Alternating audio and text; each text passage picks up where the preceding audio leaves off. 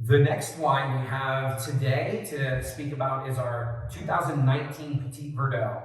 And I am overjoyed to be kind of presenting this wine to you. PV is one of my favorite wines to work with, one of my favorite wines to grow, and it's, to be honest, it's one of my favorite wines to drink. I think that what Virginia can do with the Petit Verdot is better than what any other wine region in the world can do with Petit Verdot, and that's something that we can do better than anywhere else. And this is a great example of kind of the upper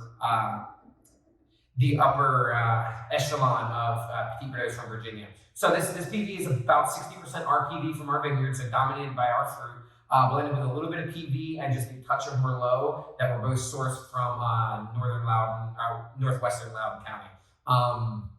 And what this does is you have our PV blended with another PV and then the Merlot. So there's really three components. And what's interesting is our PV, I think, it has more fruit and more late tannins. The PV from Western Loudoun, in my opinion, actually has bigger, brighter, more aggressive early tannins and less fruit to it. So actually layering those two on top of each other was really nice. And to get ahead of myself a little bit without even discussing the nose on this wine, the tannins on this actually start really early when you get to the palate. In my opinion, that's from the Merlot. That's what the Merlot is bringing to the table. It's actually starting the tannins a little earlier, and then you have a seamless transition into the PV, the nice, rich, kind of opulent, finish to this wine. On the nose, it is definitely a lot of cedar, cigar box, very rich. You get the oak, you get dark, deep fruit, you get secondary, tertiary flavors.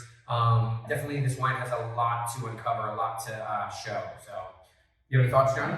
Yeah, I was just gonna say, I'm also a really fan of PV, and this is definitely one that probably one of the smoother Petit Verdots I've had in a long time. I do really like the color on it. It's really dark, and in terms of aromatics, we get a lot of coffee and caramel. Absolutely. On the nose, as I said, kind of the cedar cigar box. The palate, the tannins start a little early. Definitely has a very rich mouthfeel that's demonstrated by the color, as Johnny was hinting at before. It's definitely a darker, heavier wine, brings a full mouthfeel, lasting tannins. Very juicy on the mid palate as well. Hints of clove, in my opinion. That's just another one of those secondary flavors that is really kind of starting to be uncovered. On the finish, it's a little bit more dry, black tea, black currant, that kind of thing. This wine, I think would be a superstar pairing with ribs or steak. If you have a heavy style of food and you need a pairing of a wine that's going to stand up to that, this PV is no slouch. I don't really think that there's many foods that can railroad this. And with that being said, PV is, as I said, one of my favorites to kind of offer. Watching this age because of the tannins in it, because of the acid, because of the fruit, the freshness, already at a 19, and having the balance in the glass already.